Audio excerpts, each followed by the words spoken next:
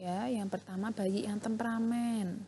Anaknya dilalah rewelan gitu ya, nangisan. Dilalah anaknya kurang stabil kondisinya. Nah, ini juga akan mempengaruhi bagaimana nanti seorang ibu, apakah dia bisa menjalankan perannya dengan baik apa tidak. Kemudian kesehatan bayi, ya tadi saya katakan contoh bayi lahir, bayinya itu dirawat di rumah sakit, ibunya harus sudah boleh pulang. Nah, itu kan ada jeda ya antara bonding antara ibu dan anak. Atau ketika misal dua-duanya sudah boleh pulang nih, tapi ternyata di rumah si bayi sering sakit-sakitan ya, dikit-dikit diare, dikit-dikit flu, dikit-dikit ini akan mempengaruhi secara psikososial ibu juga gitu. Faktor lainnya, latar belakang etnis, status perkawinan lah, ini ibunya menikah apa tidak, punya suami apa tidak ya. Ini juga akan mempengaruhi apakah pernikahan siri apa tidak. Ini akan mempengaruhi ya. Kalau pernikahan siri mungkin masyarakat belum tahu kalau dia punya anak, atau belum tahu kalau dia menikah gitu ya. Nah, ini juga tentu akan mempengaruhi bagaimana seorang ibu nantinya. Status ekonomi juga tentu akan mempengaruhi ya. Ibu yang misal status ekonomi itu bisa dua arah ya, Mas. Begini, ada yang ibu dia dari kalau status ekonomi yang menengah ke bawah gitu, artinya orang di desa-desa di kampung-kampung itu kan cenderung dia mengasuh anaknya sendiri semua ya, semua dia merawat mandiri semua, dari mulai memandikan, nyuapi, semua sendiri semua. Tapi kalau mungkin kalau mungkin yang di rumahnya ada pembantunya 3 misal, satu bagian nyuci baju, satu bagian masak, satu bagian ngomong anak, ibunya sudah nyantai gitu. Akhirnya ibu mungkin kurang bisa menghandle semuanya sendiri. Secara peran ibunya dia belum capai secara maksimal gitu. Ya memang tidak semua status ekonomi kemudian yang kayak begitu, enggak. Banyak juga ibu yang maksudnya dalam artian ekonominya bagus, tapi ternyata dia peran ibunya juga bagus. Ini memang situasional ya, enggak bisa dipukul rata. Oke. Nah, kaitannya dengan dukungan sosial ya, itu Mercer menyebutkan ada paling tidak empat bentuk dukungan faktor sosial yang mendukung pencapaian peran sebagai ibu. Seorang ibu itu membutuhkan ini gitu loh, biar dia peran ibunya dapat berjalan maksimal. Yang pertama, ibu butuh dukungan emosi ya. Dukungan emosi dari siapa? Ya utamanya, yang paling utama ya suami gitu kan. Suami, keluarga itu harus mendukung. Ibu nyeri, ibu mau periksa gini ya didukung ya gitu. Informational support ya, ini dukungan yang sifatnya adalah memberikan informasi. Jadi ya biasanya sih dari bidan tenaga kesehatan gitu ya, membantu ibu ingin tahu apa, dikasih tahu, ini dikasih tahu gitu. Jadi lebih ke pemberian informasi ya. Oh, ibu belum tahu cara memandikan nih, dikasih kalau di emosi contohnya, ibu kok baru ini dalam proses pengasuhan bayi kok ibu merasa capek, dia butuh bantuan, suaminya ikut mendukung, membantu, itu kan secara emosi ya. Kalau informasional, ibu butuh informasi terkait cara memandikan bayi atau cara masih eksklusif, cara menyusui yang benar gitu kan.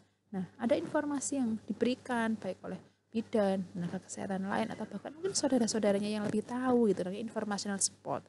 Berikutnya physical support ya, ini bentuk yang lebih ke fisik yang kelihatan ya. Ibunya kok kecapean ya, butuh apa ya, dibantu ya lebih ke fisik yang kelihatan ya, dibantu memegang pekerjaannya mungkin ya, lebih ke fisik ya, benar fisik itu kelihatan. Kalau appraisal support itu lebih ke nasihat, jadi dukungan yang sifatnya memberikan nasihat kepada ibu dalam rangka mengatasi masalah yang dialami. Contoh, ibu dia kok ketika proses menyusui, ketika mengasuh anak dia merasa kerepotan, tidak bisa menghandle dengan baik, kemudian ibu mencari bantuan. Nah, ini ada appraisal support.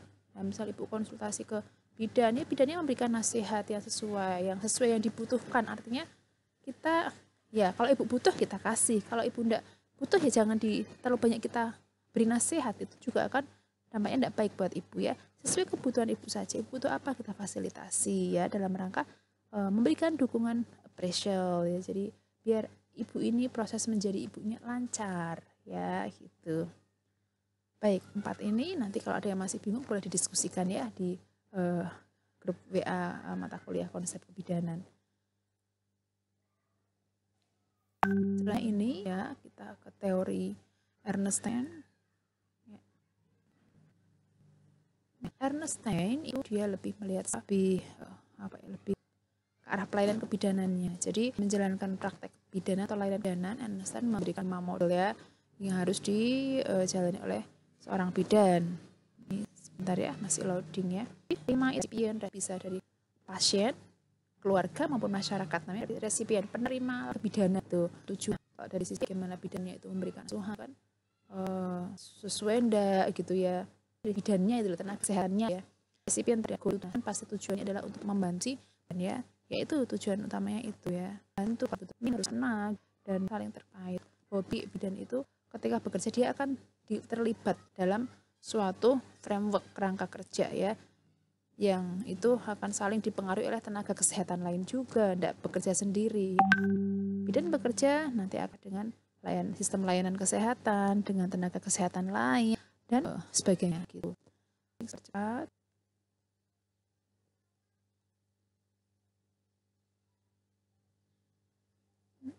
Kalau di Ernestine ya intinya kita menurut teori Ernestine ini intinya kita bidan harus betul-betul memahami ya konsep asuhan itu seperti apa, pelayanan yang baik itu seperti apa, dan kita memang tidak bisa berdiri sendiri ya. Selanjutnya adalah teori Ella Joelman dan Morton dengan aspek yang lebih luas ya. Kalau Ella Joy ini ada 7 aspek ya, ditambah Morton itu 3 tapi dihitung 1 ya 8 aspek yang sangat penting kaitannya dengan antenatal care ya atau ASI asuhan selama kehamilan. Bahwa yang pertama asuhan itu harus bersifat kesinambungan. Jadi ketika seorang bidan memberikan asuhan itu harus berkesinambungan ya, komprehensif ya. Ya, bidan harus memahami dari hamilnya, bersalinnya, nifasnya itu saling mendukung ya. Paham betul, oh kemarin hamilnya bagaimana, bersalinnya seperti apa, nifasnya seperti apa. Berkesinambungan juga bermakna luas ya, maksudnya ketika bidan praktek mandiri di rumah, pasien datang ke rumah itu nanti saling dikaitkan dengan di puskesmasnya periksa enggak Bu, ini saling dikaitkan seperti itu, berkesinambungan, enggak putus itu ya, bukan berdiri sendiri-sendiri. Kemudian family pusat asuhan kebidanan. Jadi asuhan yang diberikan sekali lagi tidak hanya untuk ibu, sesuai kebutuhan ibu, tetapi libatkanlah keluarga. Jadi besok Anda kalau jadi bidan, Anda memberikan penkes, pendidikan asuhan, penyuluhan, itu jangan hanya ke ibunya saja, tetapi juga libatkan keluarga. Suaminya diajak, simbahnya, ibunya diajak di rumah ya, diajak mendengarkan Anda memberikan penyuluhan. Karena banyak kasus Anda ya bidan memberikan penyuluhan ke ibu ya, ibu nifas contohnya, ibu enggak usah berpantang makanan ya Bu ya, karena kalau berpantang makanan dampaknya nanti ibu akan kekurangan gizi, asinya enggak banyak ya, proses menyusunya akan terhambat ya. Bidannya seperti itu ke pasien, tetapi ternyata nih si neneknya, berarti neneknya itu mempengaruhi suaminya. Loh, kayak orang baru melahirkan kok makan semuanya. Nggak boleh makan telur, nggak boleh makan apa, nggak boleh makan apa. Akhirnya si suami itu juga mempengaruhi si ibu. Udah, kata si ibu, berarti ibu itu neneknya si bayi itu ya. Kamu nggak boleh makan ini nanti, kalau makan telur katanya nanti gimana ya. Kalau ibu hamil misal, nggak boleh makan telur, nanti katanya anaknya gelundang-gelundung ya.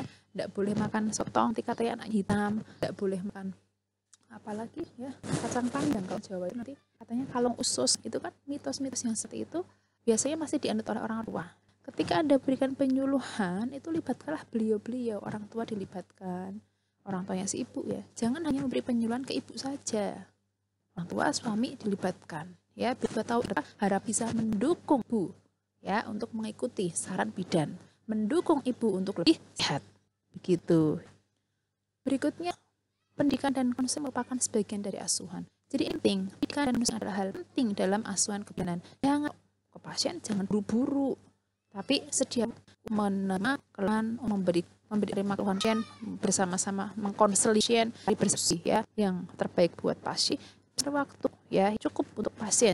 Kalau pasien datang dicek langsung pulang itu enggak, tapi berikan waktu yang cukup pasien konsultasi bidan sehingga dia merasa puas.